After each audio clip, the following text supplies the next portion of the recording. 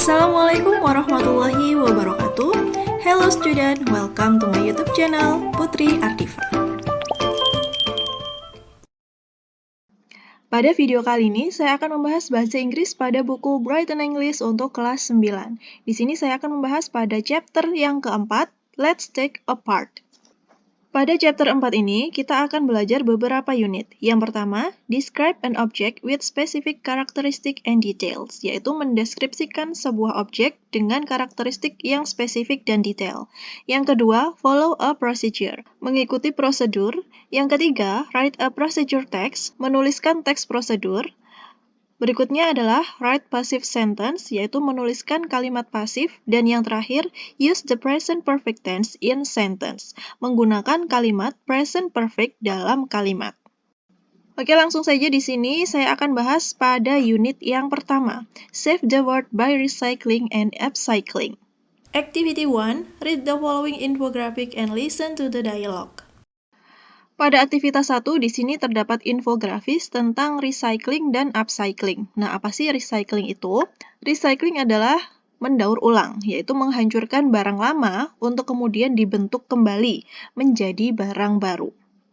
Sedangkan untuk proses ini biasanya dilakukan dengan memisahkan barang-barang berdasarkan jenis dan materialnya. Lalu, melelehkannya di pabrik untuk digunakan sebagai bahan baku baru.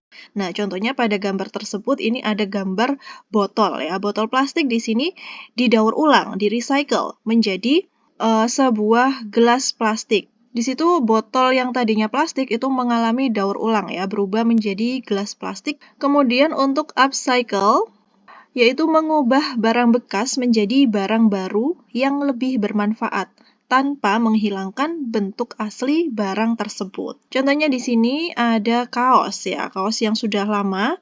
Nah, di sini kita upcycle, kita rubah bentuknya menjadi sebuah tas ya, dari bahan kaos yang sudah lama tadi. Chapter 4. Activity 1. Read the following infographic and listen to the dialogue. Hi, Lema. I got confused with the term of recycling and upcycling. You know, Mr. Buddy just talked about it. Yes, we can save our world by doing recycling and upcycling. What are the differences between the two terms? Okay, listen up. Recycling involves the destruction of waste in order to create something new, whereas upcycling takes waste and creates something new from it in its current state. When upcycling, the original form is retained and the object is recognizable. It can be seen what it has been and also what it has become. Oh, I see. Look at this infographic. I got the point. Thanks, Dina. Baik, saya akan lanjutkan pada aktivitas yang kedua, write the things belonging to recycling and upcycling that you know. Tuliskan benda-benda yang dapat didaur ulang dan dapat diubah ulang. Recycling and upcycling yang kamu ketahui. Nah, tuliskan pada kotak berikut ini. Berikut ini adalah benda-benda yang dapat didaur ulang. Yang pertama ada kardus, card boxes, jars, toples, kemudian ada kaleng, dan botol plastik. Kemudian untuk benda-benda yang dapat di-upcycling, yang pertama ada clothing ya, pakaian.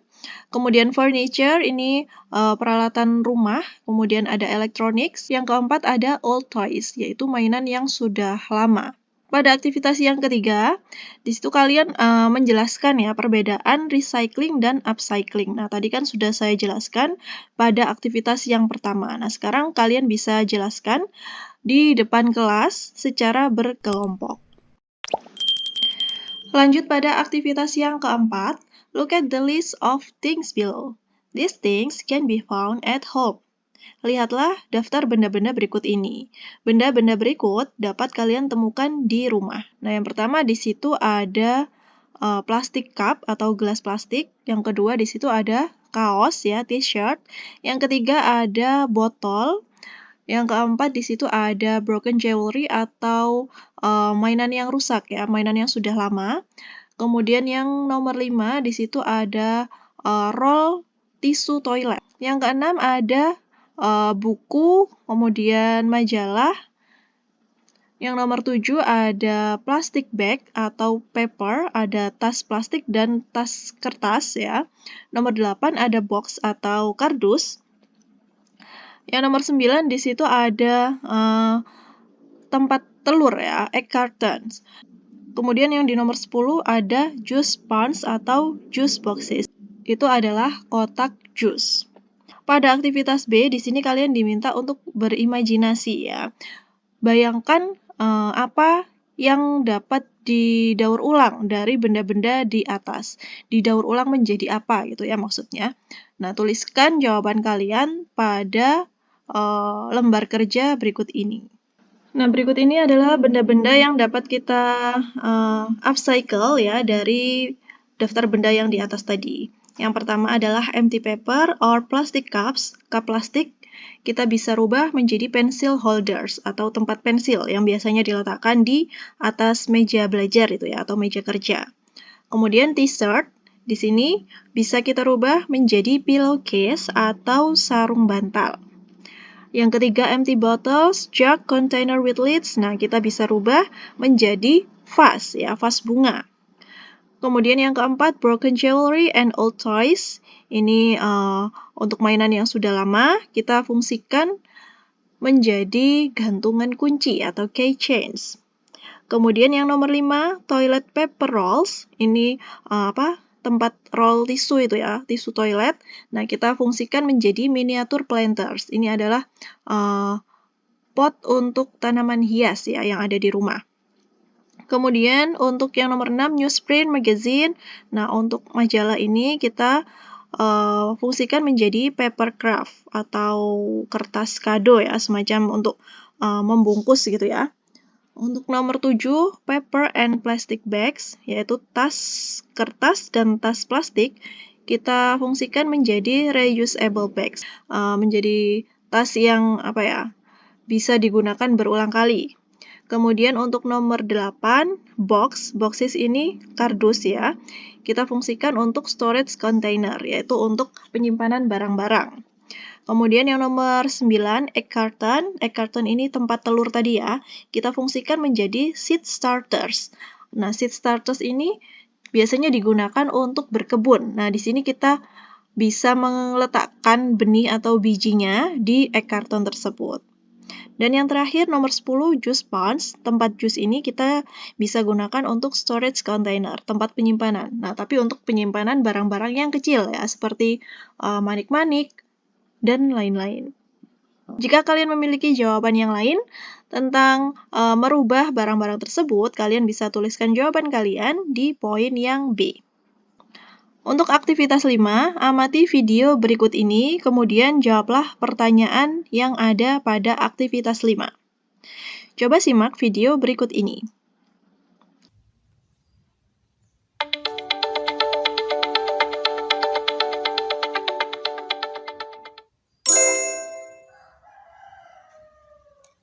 We will be making a pencil case using recycled bottles.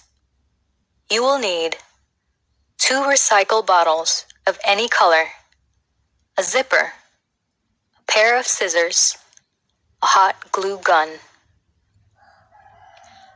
First, cut the top half of the first and second plastic bottles using scissors. Throw away the top parts that has the cap.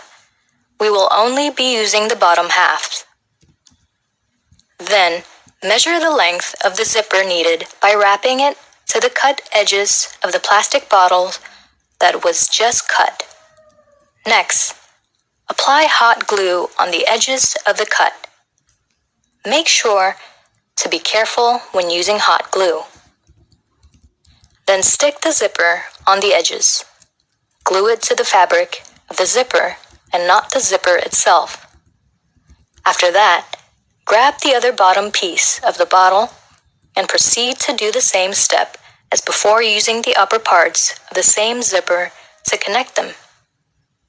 Then, wait for the glue on both ends to dry. Finally, you're done. You can use it to store your writing supplies.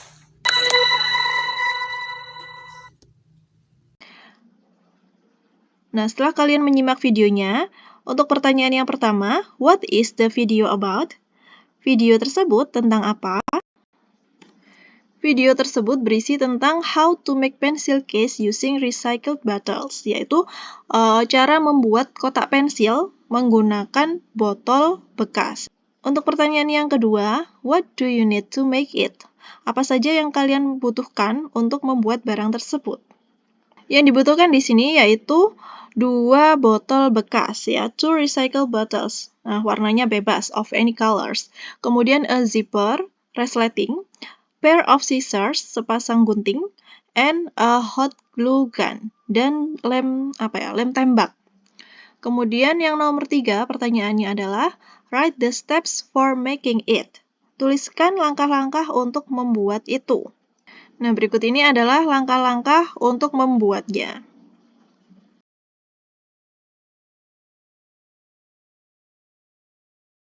Dan yang nomor 4, do you think the instructions are easy?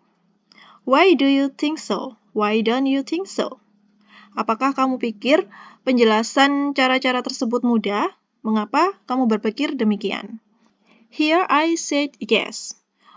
Why? Because the instruction is clear and easy to apply. Di sini saya memberikan jawaban bahwa instruksi atau perintah yang diberikan itu mudah.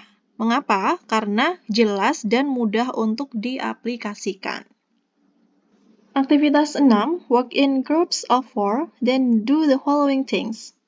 Brainstorm what you want to upcycle and list the things.